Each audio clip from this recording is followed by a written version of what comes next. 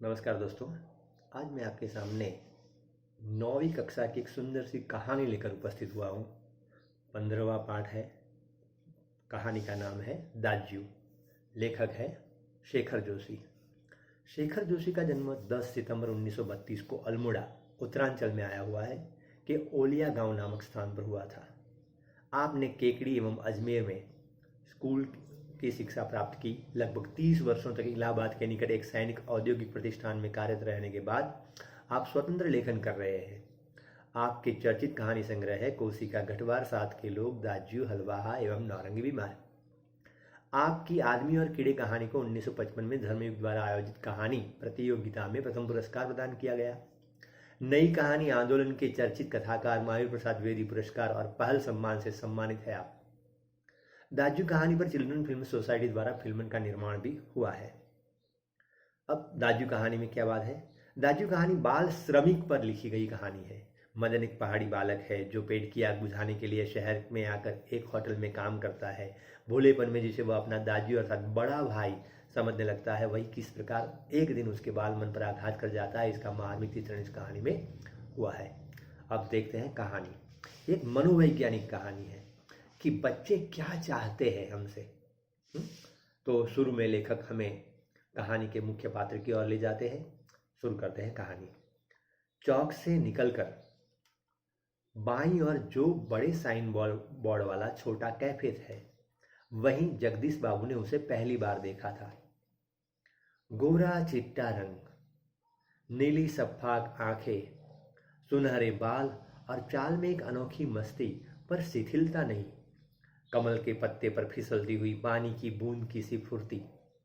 आंखों की चंचलता देखकर उसकी उम्र का अनुमान केवल 9-10 वर्ष ही लगाया जा सकता था, और शायद यही उम्र उसकी रही होगी। अधजली सिगरेट का एक लंबा कस खींचते हुए जब जगदीश बाबू ने कैफे में प्रवेश किया तो वह एक मेज पर से प्लेटें उठा रहा था। वह यानी हमारा कहानी का जो नायक है वह। और जब वे पास ही कोने की टेबल पर बैठे तो वह सामने था, मानो घंटों से उनकी उस स्थान पर आने वाले व्यक्ति की प्रतीक्षा कर रहा हो। वह कुछ बोला नहीं। हाँ, नम्रता प्रदर्शन के लिए थोड़ा झुका और मुस्कुराया भर था, पर उसके इसी मौन में जैसे सारा मीनू समाहित था। मैनू सिंगल चाय का ऑर्डर पाने पर वह एक बार पुनः मुस्कुराकर चल दिया और पलक झपकते ही चाय हाजिर थी। देखिए, ये जो हमारा पात्र है, कहानी का नायक, उसका परिचय दिया। वह कैसा है, दिखने में कैसा है और उसका स्वभाव कैसा है, और कैसे काम करने की उसमें लालसा है कि क्या कैसे मैं काम करूं, अपने मालिक को कैसे मैं प्रिय बनूं। यही बात है। कस्टमर के पास फौरन पहुंच जाता है।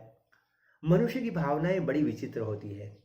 निर्जन एकांत स्थान में निस्संग होने पर भी कभी कभी आदमी एकाकी अनुभव नहीं करता।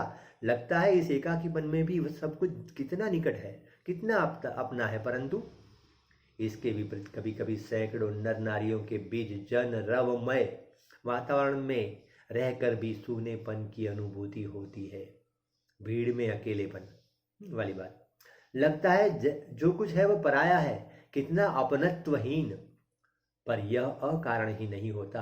इस एकाकीपन की अनुभूति, इस अलगाव की जड़ें होती है बिछोह या विरक्ति की किसी कथा के मूल में। आखिर व्यक्ति भीड़ में भी अकेलापन क्यों महसूस करता है?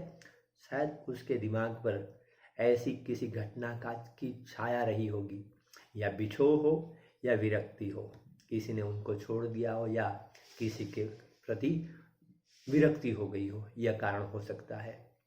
अब धीरे धीरे हमें कहानी की ओर ले जाते हैं लेखक। जगदीश बाबू दूर देश से आए हैं, अकेले हैं। चौक की चहल पहल को कैफे के शोरगुल में उन्हें लगता है सब कुछ अपनत्वहीन है। शायद कुछ दिन यहाँ रहकर अभ्यस्त हो जाने पर उन्हें इसी वातावरण में अपनेपन की अनुभूति होने लगे। पर आज तो लगता है यह अपना नहीं, अपनेपन की सीमा से दूर, कितना दूर है। और तब उन्हें अनायास ही याद आने लगते हैं अपने गांव, पड़ोस के आदमी, स्कूल कॉलेज के छोकरे, अपने निकट शहर के कैफे, होटल। अभी जगदीश बाबू अपनी पुरानी यादों से बाहर नहीं आए हैं तभी चाय साहब। जगदीश बाबू ने राखदानी में सिगरेट झाड़ी। उन्हें लगा इन शब्दों की ध्वनि में वही कुछ है जिसकी रिक्तता उन्हें अनुभव हो रही है, और उन्होंने अपनी शंका का समाधान कर लिया। क्या नाम है तुम्हारा? मदन। अच्छा मदन, तुम कहाँ के रहने वाले हो? पहाड़ का हूँ बाबूजी। पहाड़ तो सैकड़ों है। आबू, दार्जिलिंग, मसूरी, शिमला, अल्मोड़ा। तुम्हारा गांव किस पहाड़ में है? इस बार शायद उसे पहाड़ और जिले का भेद मालूम हो गया। मुस्कुराकर बोला, अल्मोड़ा साहब, अल्मोड़ा। अल्मोड़ा में कौन सा गांव है? विशेष जानने की गरज से जगदीश बाबू ने पूछा। इस प्रश्न ने उसे संकोच में डाल दिया। शायद अपने गांव की निराली संज्ञा के कारण उसे संकोच हुआ था। इस कारण टालता हुआ सा बोला, वह तो दूर है साहब, अल्मोड़ा से 15-20 मील होगा। फिर भी नाम तो कुछ होगा ही, जगदीश बाबू ने जोर देकर पूछा।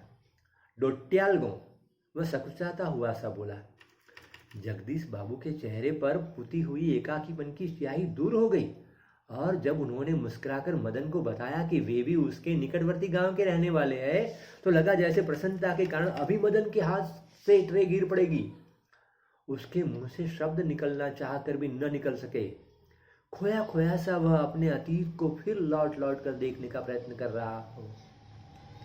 अतीत, गांव, ऊंची पहाड़ियां, नदी, ईजा यानी माँ, बाबा, दीदी, भूली जो छोटी बहन है, दाजू बड़ा भाई है। मदन को जगदीश बाबू के रूप में किसकी छाया निकट जान पड़ी? ईजा की? नहीं नहीं। बाबा की? नहीं। दीदी भूली की? नहीं। दाजू? हाँ दाजू। लगता है ये जगदीश बाबू मानो दाजू हो, बड़े भाई जैसे लगते हो।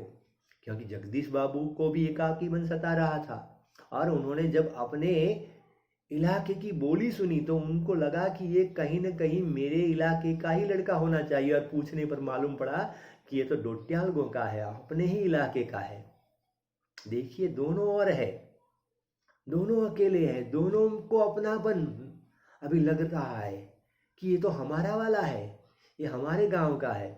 जब बाहर हम विदेश में जाते हैं और कोई भारतीय मिल जाता है तो जैसा हमें आनंद होता है, जैसे हम किसी अन्य राज्य में गए और कोई गुजराती हमें मिल जाए तो जितना अपनापन लगता है, वैसा अपनापन यहाँ पर जगदीश बाबू को भी लगता है। और यहाँ पर मदन को भी जब पता चला कि ये जगदीश बाबू हमारे इलाके के हैं, ये कौन होंगे, कैसे है भाई? ये तो बड़े भाई जैसे लगते हैं। हाँ दाजू। 2-4 ही दिनों में मदन और जगदीश बाबू के बीच की अजनबीपन की खाई दूर हो गई। टेबल पर बैठते ही मदन का स्वर सुनाई देता, दाजू जय हिंद। दाजू आज तो ठंड बहुत है। दाजू क्या यहाँ भी यू यानी हिम पड़ेगा? दाजू आपने तो कल बहुत थोड़ा खाना खाया। तभी किसी और से बॉय की आवाज पड़ती और मदन उस आवाज की प्रतिध्वनि के पहुंचने से पहले ही वहां पहुंच जाता। देखिए कितना काम में मशगूल लड़का है। हाँ? ऑर्डर लेकर फिर जाते जाते जगदीश बाबू से पूछता, दाजू कोई चीज लाऊं? पानी लाओ। लाया दाजू, शब्द को उतनी ही आतुरता और लगन से दोहराता जितनी आतुरता से बहुत दिनों के बाद मिलने पर भी माँ अपने बेटे को चूमती है। कुछ दिनों बाद जगदीश बाबू का एकाकीपन दूर हो गया। उन्हें अब चौक, कैफे ही नहीं, सारा शहर अपनेपन के रंग में रंगा हुआ सा लगने लगा। परंतु अब उन्हें यह बार बार दाजू कहलाना अच्छा नहीं लगता। और यह मदन था कि दूसरी टेबल से भी दाजू। मदन इधर आओ। आया दाजू। फिर दाजू। दाजू शब्द की आवृत्ति पर जगदीश बाबू के मध्यम वर्गीय संस्कार जाग उठे। अपनत्व की पटली डोरी अहम की तेज धार के आगे नटक से गई। दाजू चाय लाऊं? फिर दाजू आई बात। चाय नहीं, लेकिन यह क्या दाजू दाजू क्या चिल्लाते रहते हो दिन रात? किसी की प्रेस्टीज का ख्याल भी नहीं है तुम्हें? जगदीश बाबू का मुंह क्रोध के कारण तमतमा गया। शब्दों पर अधिकार नहीं रह सका। मदन प्रेस्टीज का अर्थ समझ सकेगा या नहीं यह भी उन्हें ध्यान नहीं रहा, पर मदन बिना समझाए ही सब कुछ समझ गया। क्या कहा? चाय नहीं, लेकिन यह दाजू दाजू क्या चिल्लाते रहते हो दिन रात? किसी की प्रेस्टीज का ख्याल भी नहीं है तुम्हें? जगदीश बाबू ने मदन को ऐसे डांटा। अब देखिए, मदन छोटा सा लड़का है, वह तो अपनेपन की बात जानता है, और जगदीश बाबू ने इतनी बड़ी बात कह दी। देखिए मदन पर इसका क्या असर होता है। मदन को जगदीश बाबू के व्यवहार से गहरी चोट लगी। मैनेजर से सिरदर्द का बहाना कर वह घुटनों में सर दे कोठरी में सिसकियां भर कर रो रहा था। घर गांव से दूर ऐसी परिस्थिति में मदन का जगदीश बाबू के प्रति आत्मीयता प्रदर्शन स्वाभाविक ही था। इसी कारण आज प्रवासी जीवन में पहली बार उसे लगा जैसे किसी ने उसे ईजा की गोदी से, बाबा की बाहों से और दीदी की आंचल की छाया से बलपूर्वक खींच लिया हो।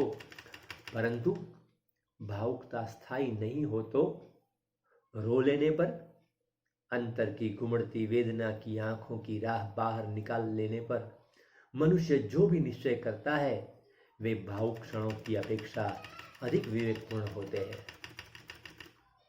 मदन पूर्ववत काम करने लगा। उस घटना को उसने अपने मन में ही छुपा लिया, मन में ही समा लिया। अब देखिए, जब जगदीश बाबू ने उसको ऐसे डांटा है तो अब दूसरे दिन उसकी प्रतिक्रिया क्या होती है, उसके मन पर उस घटना का कितना गहरा असर है। देखिए क्या होता है। मदन पूर्ववत काम करने लगा। दूसरे दिन कैफे जाते हुए अचानक ही जगदीश बाबू की भेंट बचपन के सहपाठी हेमंत से हो गई, जो साथ में पढ़ रहा था। हेमंत उनसे मिल गए। कैफे में पहुंचकर जगदीश बाबू ने इशारे से मदन को बुलाया, परंतु उन्हें लगा जैसे वह उनसे दूर दूर रहने का प्रयत्न कर रहा हो। दूसरी बार बुलाने पर ही मदन आया। आज उसके मुंह पर वह मुस्कान न थी, और न ही उसने क्या लाऊं दाज्यू कहा। स्वयं जगदीश बाबू को ही कहना पड़ा, 2 चाय 2 आमलेट। परंतु तब भी लाया दाज्यू कहने की अपेक्षा लाया साहब कहकर वह चल दिया, मानो दोनों अपरिचित हो। कल की घटना का असर देखिए। लाया साहब, लाया दाज्यू नहीं, अपनेपन से वह दूर हट रहा है। शायद पहाड़िया है, हेमंत ने अनुमान लगाकर पूछा। हाँ, रूखा सा उत्तर दे दिया जगदीश बाबू ने, और वार्तालाप का विषय ही बदल लिया। मदन चाय ले आया था। क्या नाम है तुम्हारा लड़के? हेमंत ने एहसान चढ़ाने की गरज से पूछा। कुछ क्षणों के लिए टेबल पर गंभीर मौन छा गया। जगदीश बाबू की आंखें चाय की प्याली पर ही झुकी रह गई। मदन की आंखों के सामने विगत स्मृतियां घूमने लगी। जगदीश बाबू का एक दिन ऐसे ही नाम पूछना, फिर दाज्यू आपने तो कल थोड़ा ही खाया, और एक दिन किसी की प्रेस्टीज का ख्याल नहीं रहता तुम्हें। जगदीश बाबू ने आंखें उठाकर मदन की ओर देखा। उन्हें लगा जैसे अभी वह ज्वालामुखी सा फूट पड़ेगा। हेमंत ने आग्रह के स्वर में दोहराया, क्या नाम है तुम्हारा? बॉय कहते हैं साहब मुझे। क्या बोला? दाजू नहीं, लड़का नहीं, मदन नहीं, आज क्या कहा? बॉय कहते हैं साहब मुझे। संक्षिप्त सा उत्तर देकर वह मुड़ गया। आवेश में उसका चेहरा लाल होकर और भी अधिक सुंदर हो गया था। भले ही गांव का गंवार लड़का हो, मगर दिल पर चोट लगती है ना। अपनेपन से जगदीश बाबू के साथ बातें कर रहा था, वह उनको दाजू कह रहा था, मगर जब जगदीश बाबू ने उन्हें डांट दिया, पराया कर दिया, तो उसका दिल टूट गया। और बॉय कहते हैं साहब मुझे, संक्षिप्त सा उत्तर देकर वह मुड़ गया। आवेश में उसका चेहरा लाल होकर और भी अधिक सुंदर हो गया था। मनोविज्ञान है ये, बाल मनोविज्ञान, चाइल्ड साइकोलॉजी। अगर कभी मौका मिले तो मनोविज्ञान अवश्य पढ़ लेना। 11वीं 12वीं कक्षा में आता है। अगर साइंस नहीं रखते हो तो फिर भी कहीं से ये चाइल्ड साइकोलॉजी वाली कहानी आपको मिल जाए तो बड़ा मज़ा आएगा। एक सुंदर सा पाठ है चोरी, जो शायद 10वीं कक्षा में या 9वीं कक्षा में है। चोरी पाठ है, उसमें भी ऐसी सुंदर कहानी है। 10वीं कक्षा में आएगी तो उसमें ही ऐसी मनोवैज्ञानिक कहानी है कि एक नौकर अपने घर से कुछ मेवा शायद कहीं गिरा हुआ हो, उठाकर जा रहा था, उसकी मालकिन ने देख लिया और फिर उसके बाद क्या होता है ये तो आप कहानी जब खुद पढ़ोगी तब मालूम पड़ेगा। ठीक है, तो ये है हमारा दाजू पाठ। Thank you.